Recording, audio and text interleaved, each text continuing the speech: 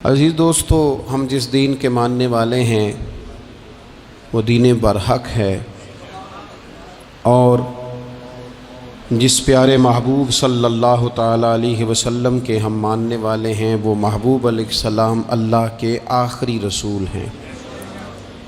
نبی اکرم صلی اللہ تعالیٰ علیہ وسلم کامل اکمل اور مکمل دین لے کر تشریف لائے۔ اب یہ دین اسلام ایسا مضبوط، ایسا مستحکم دستور حیات ہے کہ قیامت تک اسی دین کا سکہ چلے گا۔ وقتی طور پر جو حالات امت پر اس وقت گزر رہے ہیں اس میں امت محکوم نظر آتی ہے، کمزور نظر آتی ہے، اور ہم دیکھتے ہیں کہ غیروں کا رعب بھی ہمارے حکمرانوں کے چہروں اور ان کے لہجوں پر نظر آتا ہے۔ جو قومیں کسی کا رعب اختیار کرتی ہیں، کسی شخص کو اس طرح کا بڑا جانتی ہیں کہ احساس کمتری کا شکار ہو جاتی ہیں، وہ اپنی آنے والی نسلوں کو کبھی مضبوط نہیں کر پاتی۔ ہمارے مزاجوں میں اور ہمارے روزمرہ کے معاملات میں کچھ چیزیں اس طرح کی رکھ دی گئی ہیں کہ لوگ احساس کے نیچے دبتے چلے جا رہے ہیں۔ برادریزم ایک بہت بڑا ایشو رہا ہمارے ہاں۔ میں بڑی درد کے ساتھ یہ بات عرض کیا کرتا ہوں کہ زیادہ گناہ اور زیادہ جرم اس بندے کا نہیں جو اپنی برادری کو بڑا سمجھتا ہے، بلکہ زیادہ مجرم وہ ہے جو اپنی برادری کو چھوٹا سمجھتا ہے۔ اس نے کیوں اپنے اندر احساس کمزوری پیدا کیا؟ اس کو کیوں ضرورت پیش آئی یہ کہنے کی کہ میں کسی کمزور قبیلے سے تعلق رکھتا ہوں؟ اسے کھل کے کہنا چاہیے تھا کہ میں بھی جناب آدم کا بیٹا ہوں۔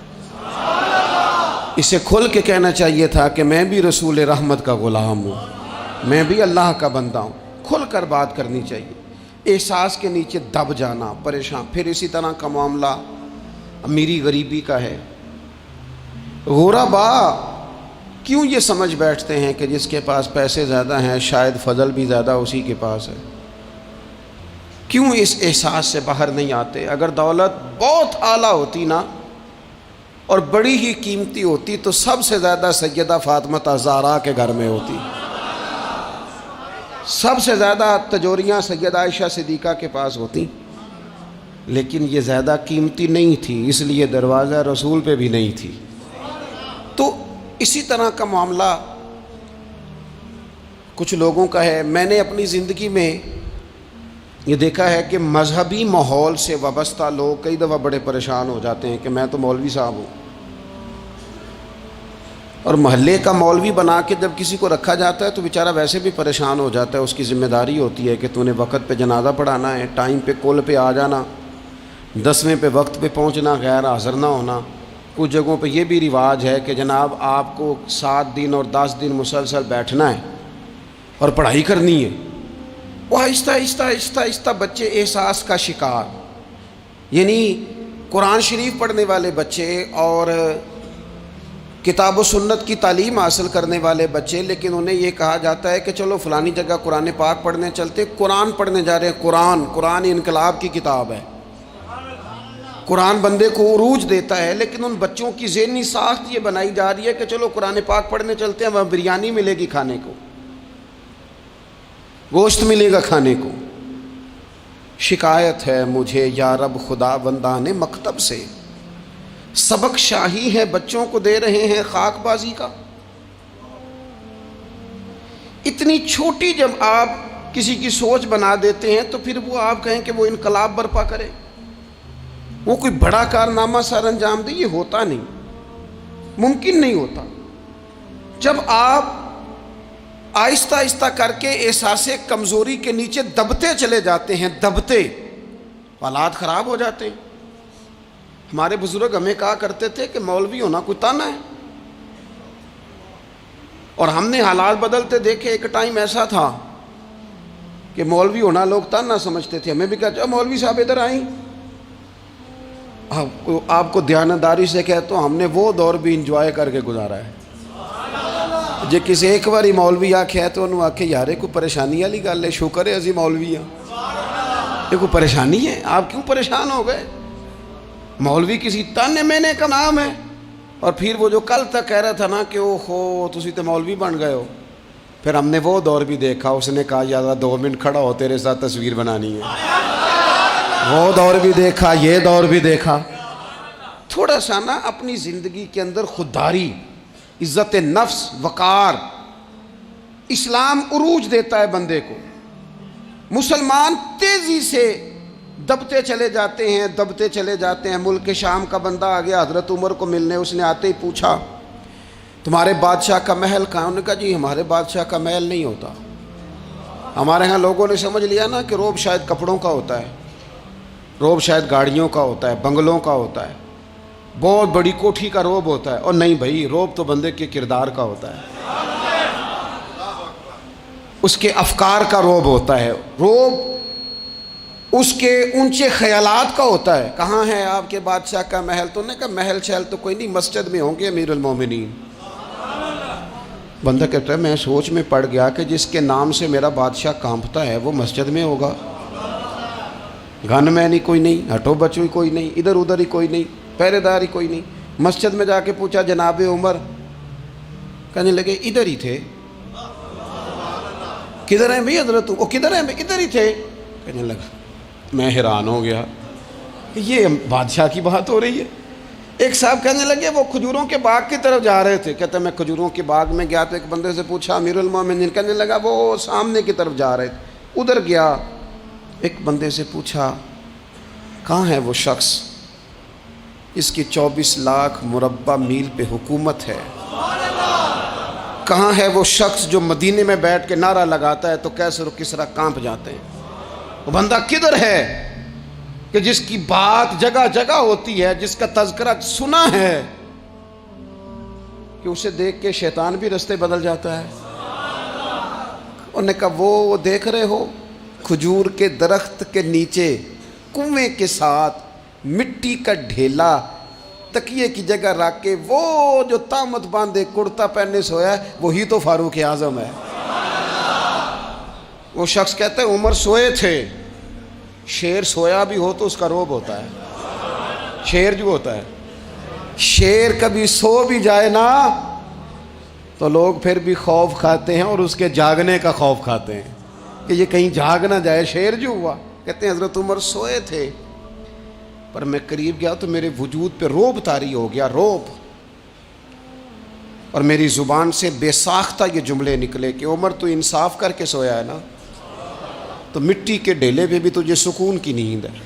خودداری، وقار، عزت، یہ احساس کمتری سے باہر نکلیں۔ ہم نے اپنے بچوں کو مسل ڈالا ہے، وہ تسی ماڑے دے بچے ہو، تسی تو نہیں نہ آگے جا سکتے، وہ اسی غریب لوگ ہیں بیٹے تو فلانے کے ساتھ نہ جایا۔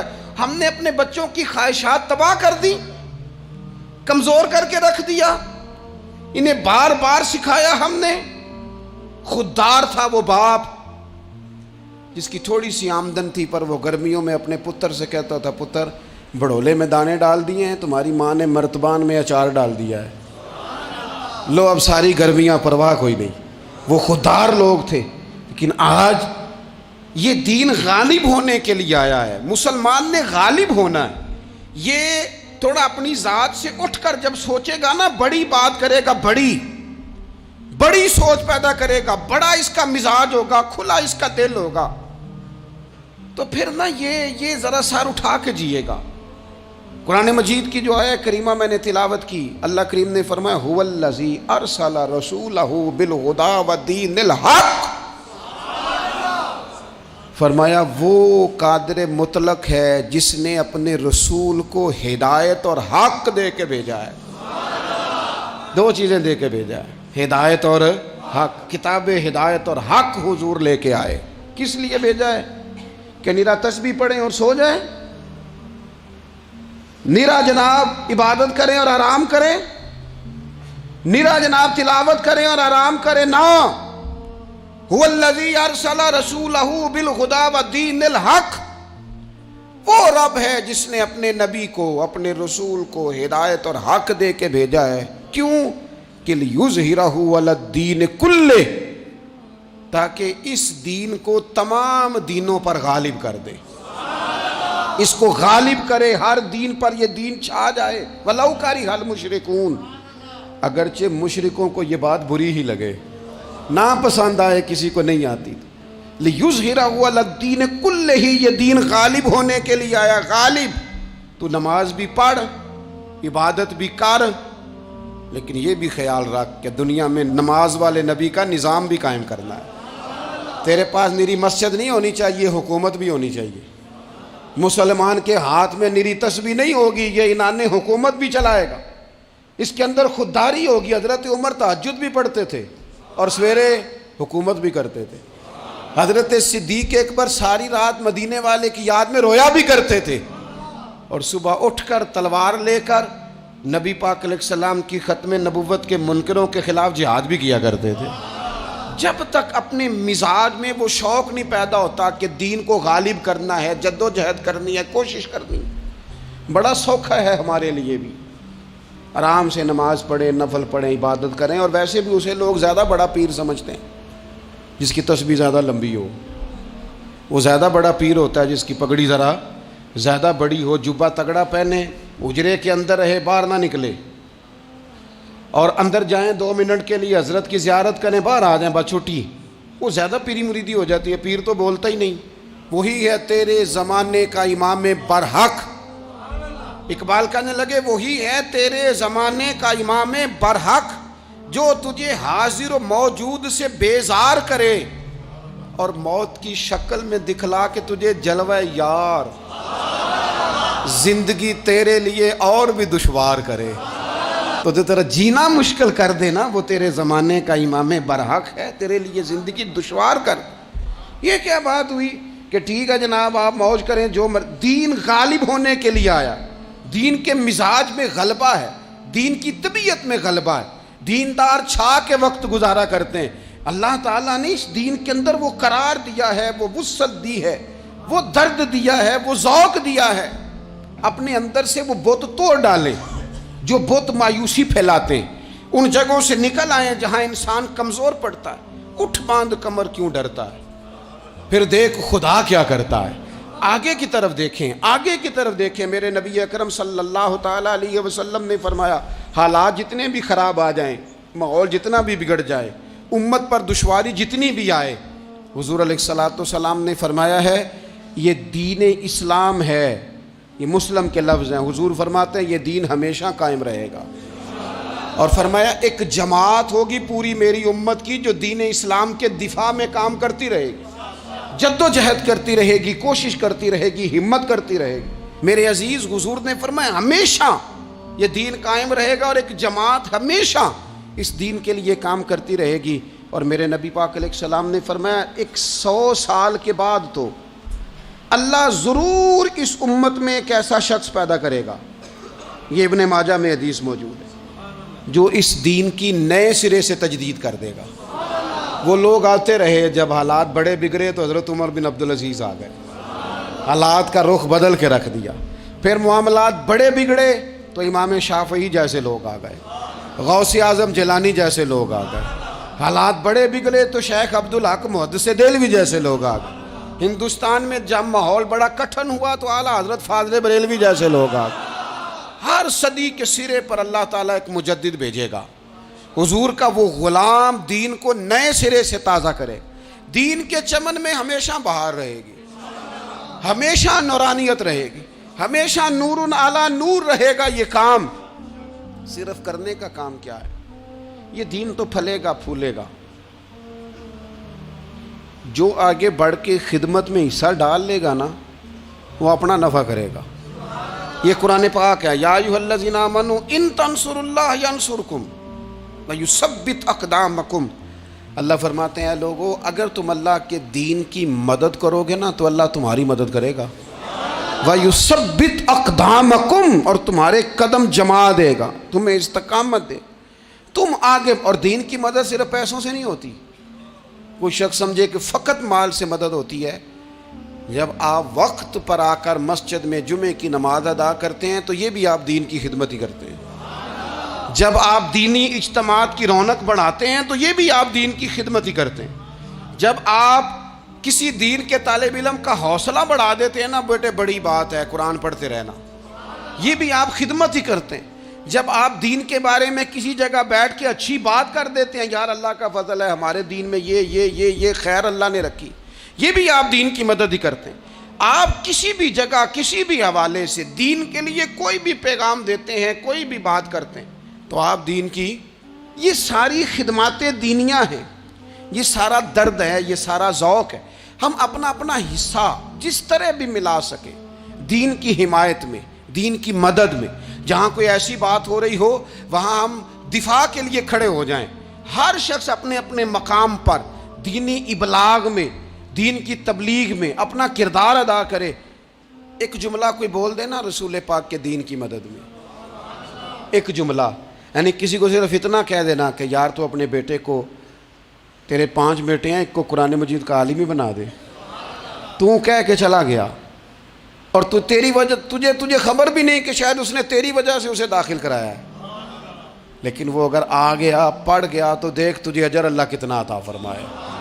آدھا جملہ بول کے دین کے معاملے میں معاون بنے، کوئی خیر کا لفظ بول کے معاون بنے. ہم نہ ہمت نہیں کرتے، ہم کہتے ہیں وہ فلانا کرے گا، بڑا آدمی کرے گا، مولانا کریں گے، پیر صاحب کریں گے. اپنا اپنا حصہ، اپنی اپنی خیر.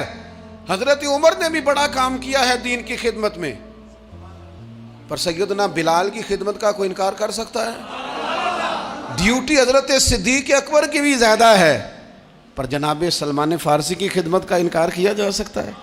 ہر ایک نے کام کیا، ہر نقطے کا اپنا عروج ہے اپنی. اور یہ دین غالب ہوگا، غالب.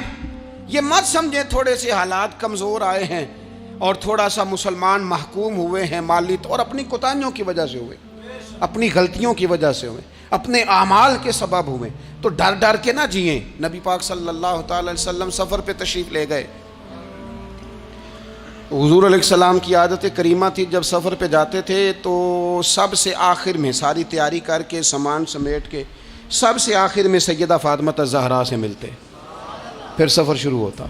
اور جب حضور واپس آتے تو سب سے پہلے سیدہ فاطمہ سے ملتے رضی اللہ تعالی. حضور کافی دنوں کے بعد سفر سے واپس آئے، لمبا سفر تھا. سیدہ فاطمہ الزہرا رضی اللہ تعالیٰ عنہ سے ملنے گئے. نبی پاک صلی اللہ تعالیٰ علیہ وسلم کا چہرہ نور دیکھ کے تو سیدہ فاطمہ تڑپ کے روئیں، رو پڑی. حضور نے فرمایا فاطمہ کیا ہوا؟ عرض کرنے لگے یا رسول اللہ تھکاوٹ کے اثرات میں آپ کے چہرے پہ دیکھ رہی. اور حضور کپڑے یوں لگتا ہے بڑے پرانے پہنے ہوئے ہیں آپ نے. حضور اتنی مشقت کیوں کرتے ہیں آپ، اتنی محنت، اتنی جد و جہد؟ تو حضرت فاطمہ الزہرا فرماتی ہیں حضور نے مجھے تھپکی دی اور فرمایا فاطمہ رو نہ. اور یہاں وہ بعض لوگ ہوتے ہیں نا جو ہم نے دیکھا ہے ہمارے ہاں اس طرح ہوتا ہے کہ وہ کوئی اس طرح کی بات کرے تو وہ زیادہ رونے لگ جاتے ہیں. کیا کریں، بڑے مسائل ہیں، بڑی مشقت ہے، کرنا پڑتا ہے، لوگ اور زیادہ. لیکن نبی پاک علیہ السلام نے سوچوں کو نیا زاویہ دیا، خیالات کو نیا رخ دیا، اس بات کو ایک نیا انداز سوچنے کا فراہم کیا. حضور فرمانے لگے فاطمہ رو نہ، تیرے باپ کو اللہ نے اعلیٰ مقاصد کے لیے دنیا میں مبعوث فرمایا. حضور فرمانے لگے فاطمہ کوئی گھر کچا، کوئی پکا، کوئی خیمہ ایسا نہیں بچے گا جہاں اللہ دین اسلام کو پہنچا نہیں دے گا. اور فرمایا فاطمہ یاد رکھنا جس طرح رات چھا جاتی ہے نا، محمد عربی کا دین بھی چھا جائے گا. یہ چھا جائے گا دین، جس طرح رات چھا جاتی ہے یہ دین بھی چھا جائے گا. اور پھر دین چھا گیا، جگہ جگہ چھا گیا. یورپ میں بھی اذانیں پڑھی جانے لگی، امریکہ اور افریقہ میں بھی قرآن پڑھا جانے لگا. جگہ جگہ جگہ جگہ رسول اللہ صلی اللہ علیہ وسلم کے دین کی بات ہونے لگی. کہا فاطمہ کار کچا ہو یا پکا ہو، خیمہ ہو، ہر جگہ یہ دین پہنچے گا. اور دین پہنچا. دوستو کمزوری وقتی طور پر ہے، حالات وقتی طور پر ہیں. مسلمانوں نہ گھبراؤ، خدا کی شان باقی ہے. یہ دین فطرت ہے. یہ دین اپنی حقانیت کی وجہ سے پھیل رہا ہے، کسی کا محتاج نہ یہ کسی کے زور لگانے. مسلمانوں نہ گھبراؤ، خدا کی شان باقی ہے. ابھی اسلام زندہ ہے، ابھی قرآن باقی ہے۔ یہ کافر کیا سمجھتے ہیں جو ہم سے روز الجھتے ہیں؟ ابھی تو کربلا کا آخری میدان باقی ہے، ابھی تو آخری میدان لگے گا میدان کربلا میں، اور فکر حسینی کے علم بردار میدان میں نکلیں گے، یزیدی سوچوں سے ٹکرائیں گے، اور بڑے سینے تیار ہیں جو اس کے لیے پوری جدوجہد کریں گے۔ ابھی تو کربلا کا آخری میدان باقی ہے۔ اپنی زندگی کے اندر قوت ارادی پیدا کریں، کچھ کر لینے کی ٹھان اپنے مزاج میں پیدا کریں۔ کمزوری آ جاتی۔ عدی بن حاتم جو تھے نا، یہ حاتم تائی کے بیٹے تھے، بادشاہ کا بیٹا تھا، زمانہ بڑا دیکھا تھا، بڑے بڑے وزیروں مشیروں، ساری زندگی اعلیٰ سطحی وفود سے ملاقات ہوئی۔ عدی حضور کی بارگاہ میں آئے، مسند امام احمد بن حنبل میں موجود۔ تو اسلام پر ابھی غربت کا دور تھا، چند لوگ مسلمان ہوئے تھے۔ نبی پاک علیہ السلام نے فرمایا عدی کلمہ پڑھ لو۔ تو عدی کہنے لگے میں تو پہلے ہی ایک دین کا ماننے والا ہوں۔ حضور فرمانے لگے جس دین کے تم ماننے والے ہو اس دین کو میں تم سے زیادہ جانتا ہوں۔ حضور فرمانے لگے جس دین کے تم ماننے والے ہو اس میں کیا یہ لکھا ہے کہ مال غنیمت کا چوتھا حصہ کھا جاؤ؟ کہنے لگے نہیں۔ تو فرمایا کھا کیوں جاتے ہو؟ عدی کہتے ہیں چونکہ یہ ہمارے اندر کی بات تھی بادشاہوں کی، تو میں نے فوراً سر تسلیم خم کر دیا، میں نے فوراً سر جھکا دیا، میں نے کہا آپ بات ٹھیک کر رہے ہیں۔ حضور فرمانے لگے اب اگلی بات بھی کروں یا رسول اللہ فرمائیے۔ فرمایا پتہ ہے تم دین کیوں نہیں قبول کر رہے؟ یہ بھی مجھے پتہ ہے۔ یا رسول اللہ کیوں؟ فرمایا تم دیکھتے ہو کہ دین کے ماننے والے غریب غریب لوگ ہیں، تم دیکھتے ہو کہ ابھی یہ کمزور ہیں، تم دیکھتے ہو کہ مکے والوں نے مدینہ طیبہ سے پریشان کر کے مسلمانوں کو نکال دیا ہے، یہ غریبی دیکھ کر بظاہر اسلام کی کمزوری دیکھ کر تم کلمہ نہیں پڑھ رہے؟ حضور فرمانے لگے عدی مقام حرا کا نام سنا ہے؟ بڑی دور تھا علاقہ، وہ مقام حرا کا نام سنا ہے؟ عدی کہنے لگے حضور سنا ہے پر وہ جگہ دیکھی نہیں۔ محبوب فرمانے لگے سن، میں وہ وقت لے کے آؤں گا، میرا دین اس طرح نافذ ہوگا کہ ایک عورت مقام حرا سے اونٹنی پہ اکیلی بیٹھے گی اور اکیلی آئے گی اور آ کے بیت اللہ کا طواف کرے گی، سوائے اسے اللہ کے کسی کا خوف نہیں ہوگا، رب کے علاوہ کسی سے نہیں ڈرے گی۔ یہ دور آئے گا، تو دیکھ رہا ہے کہ صرف مکے پہ حکومت نہیں دنیا پہ مسلمان چھا جائیں گے۔ اور حضور فرمانے لگے کسرا کا نام سنا ہے؟ کہا حضور وہ تو بظاہر اس وقت بڑا تگڑا بادشاہ ہے۔ فرمایا اس کے علاقے بھی فتح ہوں گے، وہ خزانے مسلمانوں کے پاس آئیں گے۔ اور فرمایا تو تیسری بات نبی پاک نے بیان کی، فرمایا تو یہ دیکھ رہا ہے کہ مسلمانوں میں غربت ہے؟ فرمایا عدی ایک وقت آئے گا لوگ دینے کے لیے نکلیں گے پر انہیں لینے والا کوئی نہیں ملے گا۔ ایک وقت آئے گا لوگ دینے نکلیں گے لینے کوئی نہیں آئے گا۔ عدی کہتے ہیں کہ میں رسول کریم کا کلمہ پڑھ کے مسلمان ہو گیا، اور پھر زیادہ دور نہیں گزرا، عدی رویا کرتے تھے، حاتم تائی کے بیٹے عدی رویا کرتے تھے اور رو کے بتایا کرتے تھے لوگوں وہ جو حضور نے فرمایا تھا نا بی بی حرا سے چلے گی اور طواف کرے گی، وہ بی بی میں نے اپنی آنکھوں سے آتی دیکھی، میں نے اس تنہا عورت کو حضور سید عالم کی پیشن گوئی کے مطابق بیت اللہ کا طواف کرتے دیکھا، اسے سوائے اللہ کے کسی کا ڈر نہیں تھا۔ اور عدی کہنے لگے وہ جو حضور نے فرمایا تھا نا کہ کسرا کے خزانے فتح ہوں گے، فرمایا وہ جب فتح ہو رہی تھی تو میں خود اس جنگ میں شریک تھا، مجھے اللہ نے موقع دیا، میں مجاہدوں میں شامل تھا۔ اور فرمانے لگے تیسری پیشن گوئی رہ گئی ہے، مجھے امید ہے وہ بھی پوری ہوگی۔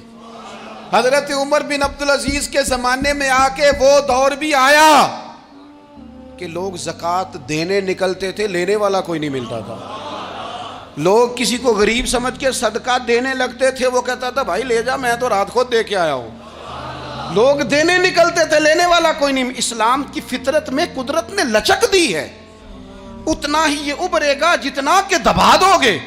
یہ مولویوں کی وجہ سے، پیروں کی وجہ سے، سیاستدانوں کی وجہ سے نہیں چھائے گا۔ یہ کیوں چھائے گا کہ ارسل رسولہ بالہدی ودین الحق، یہ اس لیے چھائے گا کہ اللہ نے بھیجا ہی حق کے ساتھ ہے، یہ آیا حق کے ساتھ ہے، لہذا چھا جائے۔ حق ہمیشہ چھا جایا کرتا ہے۔ اور وَقُلْ جَاءَ الْحَقُّ وَزَهَقَ الْبَاطِلُ إِنَّ الْبَاطِلَ كَانَ زَهُوقًا، جب حق آتا ہے تو باطل خود بخود چھپ جاتا ہے، اور باطل ہوتا بھی مٹ جانے کے لیے بس نا یہ دین حضرت خباب بن الارت رضی اللہ تعالیٰ عنہ فرماتے ہیں ہمیں بڑی تکلیف دی کفار مکہ نے، قریش نے بڑا ستایا۔ نبی پاک علیہ السلام خانہ کعبہ کے ساتھ ایک چادر لے کے آرام فرما رہے تھے، ہم حضور کی بارگاہ میں گئے، یا رسول اللہ دعا کریں یہ تباہ ہو جائیں، تنگ بڑا کرتے ہیں، حضور آپ دعا کریں اللہ کی بارگاہ میں۔ تو حضور اٹھ کے بیٹھ گئے، فرمایا جلدی نہ کرو، تم سے پہلے ایسے لوگ گزرے ہیں جن کو گڑوں کے اوپر رکھ کے نا تو آروں سے کاٹ دیا جاتا تھا، وہ 2 ٹکڑے ہو جاتے تھے۔ فرمایا جلدی نہ کرو، تم سے پہلے ایسے لوگ گزرے ہیں کہ لوہے کی کنگھیوں سے ان کا گوشت نوچ دیا جاتا تھا، ہڈیاں تک زخمی ہو جاتی تھی، سی نہیں کرتے، زخم پہ زخم کھا کے جی، خون جگر کے گھونٹ پی، آہ نہ کر لبوں کو سی، یہ عشق ہے کو دل لگی نہیں۔ کہا خباب تھوڑا صبر کرو، اور پھر حضور فرمانے لگے خباب یہ بات یاد رکھنا، جو دین میں لے کے آیا ہوں یہ غالب ہو کے رہے گا، یہ غالب ہوگا، غالب۔ وہ ابو سفیان جو میدان احد میں کہتے تھے فلاں بھی ہم نے مار دیا، فلاں بھی مار دیا، جب 10,000 کا لشکر لے کے نبی پاک گئے تھے نا دوبارہ واپس، 10 سالوں میں 3 لوگ لے کے حضور مکے سے آئے، اور 10,000 کا لشکر لے کے جب دوبارہ گئے نا، ابو سفیان کہنے لگے لڑنا ہی نہیں، کیونکہ جس شان سے معصوم آمنہ آئے ہیں لڑنے والی بات ہی کوئی نہیں، طاقت ہی نہیں، آنکھ نہیں ملا سکتے تو ہاتھ کیسے اٹھائیں گے۔ لیکن پتہ ہے حضور کا طریقہ کیا تھا؟ سیاہ امامہ تھا، اونٹنی پہ بیٹھے تھے، اور گردن محبوب نے اتنی جھکائی تھی کہ وہ اونٹنی کی گردن سے لگ رہی تھی، اس شان کے ساتھ حضور داخل ہوئے۔ اذا جاء نصر اللہ والفتح ورأیت الناس یدخلون فی دین اللہ افواجا۔ اپنے اندر نہ تھوڑی سی، آپ 24 گھنٹے دنیا کمائیں، کوئی منع نہیں کرتا، مال کمائیں، جائیدادیں بنائیں، حلال کمائیں، جتنا مرضی کمائیں، لیکن نہ کچھ تھوڑا سا اپنے آپ کو دین کے لیے، صرف مالی طور پر نہیں۔ ہمارے ہاں ایک بہت بڑا مسئلہ یہ بن گیا کہ صرف مالی طور پر ہم سمجھتے ہیں دین کی مدد کر دیں۔ اگر آپ اپنے پتر کو نمازی بنا چکے ہیں تو ایک کام آپ نے دین کی خدمت کا کر لیا۔ اگر آپ کی بیٹی پردے کی عادی ہو گئی ہے تو آپ نے دین کی خدمت میں ایک حصہ ڈال لیا ہے۔ اگر آپ کے گھر کے اندر آپ ان ساری چیزوں کو بین کرنے میں کامیاب ہو گئے، یا ایھا الذین آمنوا قوا انفسکم واہلیکم نارا، ایمان والوں خود بھی دوزخ سے بچو، اپنے اہل خانہ کو بھی بچاؤ۔ اگر فحاشی اور ریانی کا رستہ آپ نے اپنے دروازے کے باہر روک دیا ہے تو آپ نے دین کی خدمت کر لی ہے۔ اگر آپ اپنے دوستوں کو نمازی بنانے میں کامیاب ہو گئے، اگر آپ چند لوگوں کو قرآن پڑھانے میں کامیاب ہوئے ہیں، تو پھر کچھ نہ کچھ حصہ آپ نے دین میں شامل کیا ہے۔ کرنے کا کام یہ ہے کہ اپنا اپنا حصہ اپنی اپنی خیر دین میں ملائیں، جدوجہد کریں، کوشش کریں۔ 2 جملے بول کر، جب کوئی بندہ کہہ رہا ہو نا جی بڑا مشکل ہے دین پہ عمل کرنا، تو اسے کہیں دین پہ چلنا تو آسان ہے، دین پہ چلنا ہی تو آسان ہے۔ جب بڑی دین مخالف باتیں ہو رہی ہوں تو وہاں ساری برادری کٹھی بیٹھی ہے نا، بچے کے دن رکھے جا رہے ہیں، تو میں دین کی خدمت بتا رہا ہوں کیا کیا کرنی ہے۔ بیٹے کے دن طے ہو رہے ہیں تو کوئی کہتا ہے کہ ماموں کو منا لو ناراض ہے، چچا کو منا لو ناراض ہے۔ یہ میں اپنا درد دل آپ کے سامنے رکھ رہا ہوں۔ دین کی خدمت یہ ہے کہ ایک بندہ بیچ میں سے بولے، وہ کہے او شادی میں کوئی غیر شرعی کام نہ کرنا، سب کو منا رہے ہو تو کہیں رب رسول کو ناراض نہ کر لینا۔ یہ تیری دین کے لیے خدمت ہو جائے گی، یہ تیری دین کے لیے خدمت ہو جائے گی۔ وہ جس شخص نے جاتے جاتے رستے میں کہا تھا نا حضرت عبداللہ مزنی کو کہ میں ایک مدینے میں چاند چڑھا دیکھ کے آیا ہوں کہ جس کے قریب سے جو گزرتا ہے اسے بھی نور ملتا ہے، تو اس کی ایک بات گھر کر گئی، جناب عبداللہ مزنی مدینے والے کے عاشق ہو گئے۔ آپ کہہ دیں بات پھیل جائے گی، اللہ اسے پھیلا دے گا۔ اپنے مقام پر بیٹھ کر اپنے میں فیکٹری کے مالک سے کہا کرتا ہوں کہ تو نہ مسجد ضرور بنا چھوٹی سی، دفتر والوں سے کہا کرتا ہوں کہ یہاں نہ نماز باجماعت کا بندوبست ضرور کراؤ۔ میں کہتا ہوں یہ سارے دین کے کام ہیں۔ آپ اپنے حلقہ اثر میں کہیں یہاں نماز باجماعت ہوگی، یہاں سویرے آتے ہی پہلے تلاوت ہوگی، یہاں پہلے قصیدہ بردہ شریف، آپ کوئی خیر کے کام میں اپنا حصہ ڈالتے رہیں، انشاءاللہ یہیں سے چنگاریاں بنیں گی، یہیں سے انقلاب برپا ہوگا۔ اور امام جعفر صادق کے قول پر اپنی بات سمیٹوں گا. کسی نے کہا تھا میں دین کی تبلیغ کرنا چاہتا ہوں، تو فرمانے لگے سوکھا حال ہے، تو دین پہ عمل کرنا شروع کر دے. دین کی تبلیغ ہونی شروع ہو گئی، عمل کر.